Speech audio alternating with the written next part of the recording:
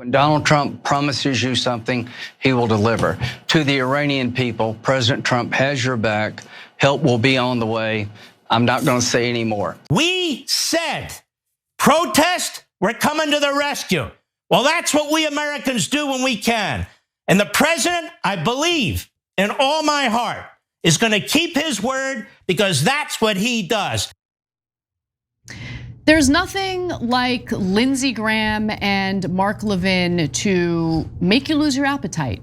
Perhaps they are a better diet plan than using Ozempic. But nonetheless, unfortunately, Levin and Graham are very likely correct about the US pursuing a regime change war in Iran, something that they've been egging on for months, but honestly, for literally years. So talks with Iranian leaders have all but halted, and Trump is once again considering strikes against Iran. Now, before I give you the details on that, Cenk, your 2 cents. Yeah, they're saying, oh my God, Iran is killing protesters in the streets. That's our job. Wait a minute. So those are the same guys saying that ICE should kill Americans in the street. But if Iran kills protesters in the street, we need to invade them on behalf of Israel. Look, we'll talk about the Iranian government culpability, etc. But this has nothing to do with their feelings about protesters in the streets. And oh my God, Israel wants to protect Muslim protesters so badly. No, they want to invade Iran, install a dictator that serves Israel. That's what all of this is about. We're going to show it to you right now. And very likely get those protesters killed, by the way. So anyway, the Trump administration is hosting senior defense and intelligence officials from Israel and Saudi Arabia this week for talks about possible strikes on Iran. According to US officials who spoke to Axios, the Israelis came to DC because they practically live here and occupy our government, but nonetheless, that was my addition to this excerpt. The Israelis came to DC to share intelligence on possible targets inside Iran. Israeli military intelligence chief General Shlomi Binder held meetings with senior officials at the Pentagon, the CIA, and the White House on Tuesday and Wednesday. 2 US officials said, can we please get them the F out of our government? Can we do that? Can we think about that maybe? Get them the F out of our government? Yeah, look, he's literally, an Israeli general is literally coming to our government and say, here's your orders on who to bomb. You're to bomb here, you're to bomb there, you're to bomb there. Okay, have you learned it, you stupid Americans? You work for Shlomi from now on, you understand? And our government goes, yes, sir, of course, sir. And then they send out their dogs, the Israel cucks. Yep. Lindsey Graham, Ted Cruz, Mark Levin, all these guys. Oh, we have to invade Iran for Israel. No, we don't. They're looking to rob us blind and fight this war for Israel. I have to correct you. No, they don't say we have to bomb Iran for Israel because they know that most Americans at this point can't stand Israel, which is why they lie and say we got to save those protesters. So look, I just got to say, if you think that the Israel First crowd cares about innocent Muslims protesting for democracy, which is exactly what the Palestinians are doing, because the Israelis have kept them enslaved for 58 years and they're dying for freedom, and the Israelis murder them on a regular basis. You think those guys care about Muslims in Iran protesting for democracy? You're the biggest sucker in the world. They don't care about those people at all. They're using them as a gimmick to do more death and destruction and oppression in the Middle East. So as for possible targets within Iran, options Trump is now considering include US military airstrikes aimed at Iran's leaders and the security officials believed to be responsible for the killings of protesters, as well as strikes on Iranian nuclear sites and government institutions, the sources familiar with the matter said. So number one, those responsible for the killings of protesters. So Mossad agents, is that what Trump's gonna do? He's gonna kill Mossad agents. Also, I thought the nuclear sites had been completely obliterated. Where are you at, Jillian Michaels? Where are you at? You gonna apologize to me? Anyway, let me continue. Also, the Saudis, on the other hand, are apparently concerned about a potential regional war and are trying to help broker a diplomatic solution. I don't really know if I believe that, but Saudi Defense Minister Prince Khalid bin Salman is expected to have meetings at the Pentagon, the State Department, and the White House with people like Marco Rubio and Steve Witkoff, which inspires absolutely no confidence. And look, the reason why I don't trust the Saudis is because they pretend like, we have issues with Israel, but behind the scenes, they're on their knees, pleasuring the Israelis. Now, White House officials say that Trump still hasn't made a final decision, but as we know, he has escalated his rhetoric as of late. He threatened Iran last week on Wednesday, or actually no, this week on Wednesday, with strikes that will be far worse than last time.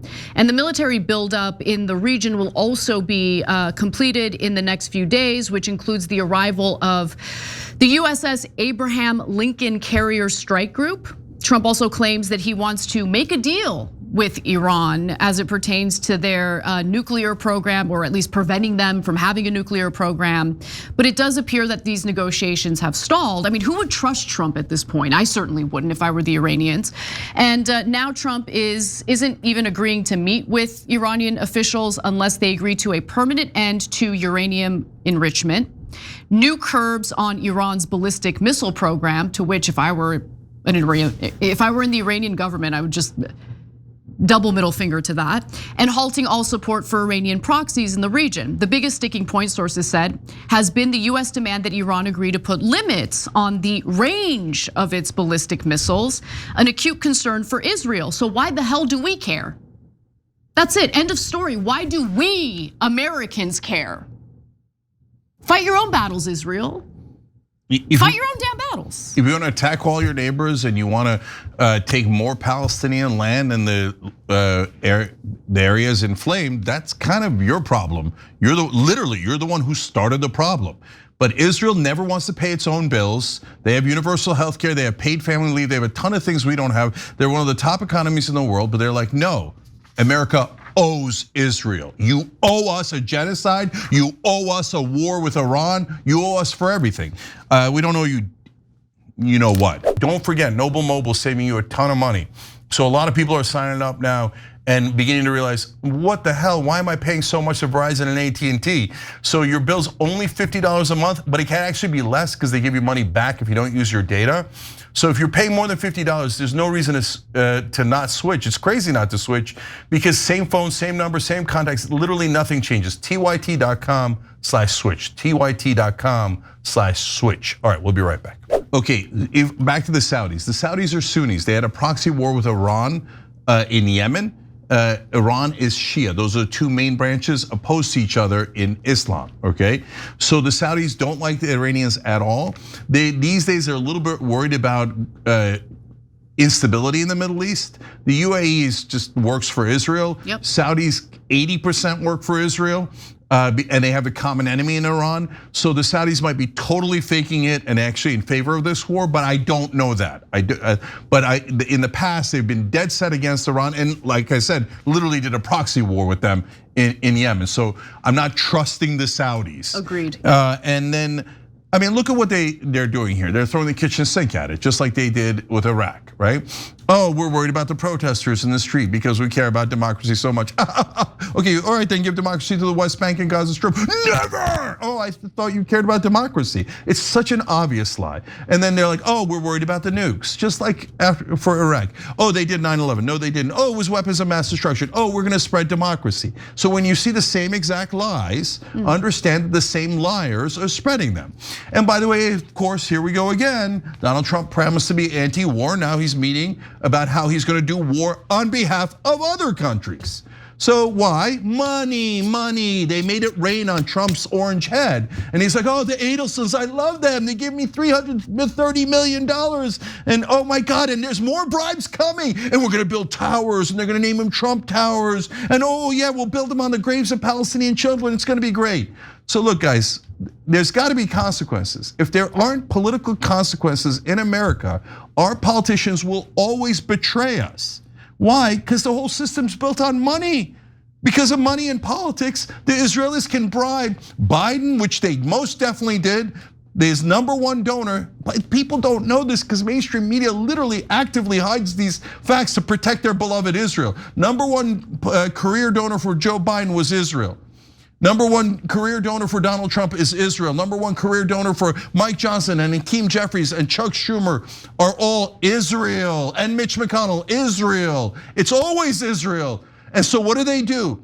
They say, and then they get the media to cover it up. Oh, no. You're an anti-Semite if you don't, you owe Israel, you owe them. And if you don't give up all your money, then you're an anti-Semite and we're gonna get you fired from your job and we're gonna ruin your life. That's what thugs do. So there needs to be consequences. OperationConsequences.com, we launched that. All it is if they take money from the Israeli lobby or they give our money to Israel, vote them out. Vote them out in your primaries. Republicans, go to your own primaries. Democrats, go to your own primaries. Vote them all out. OperationConsequences.com. If there are not political consequences, these politicians will universally support Israel because they get bribed to do so. And they will always screw us over. Do we have a democracy or don't we? No one here in America wants to go to war in Iran for Israel. No one. If they make us do this war, which they almost certainly will, you should vote out every bum that says, oh, we need to give more money to Israel. You need to work harder. You need to work a second shift because we got to send your money to Israel to commit more war crimes. So not another dollar to Israel. Enough. So it's obvious that our politicians want to have this country be occupied just like the Palestinians are occupied. And they want to send as much of our money as humanly possible to Israel so they can expand their empire in the Middle East and grab more land from innocent neighbors that they are mauling and killing with our money. OperationConsequences.com, it'll be in the link below. Every time you ring the bell below, an angel gets his wings. Totally not true, but it does keep you updated on our live shows.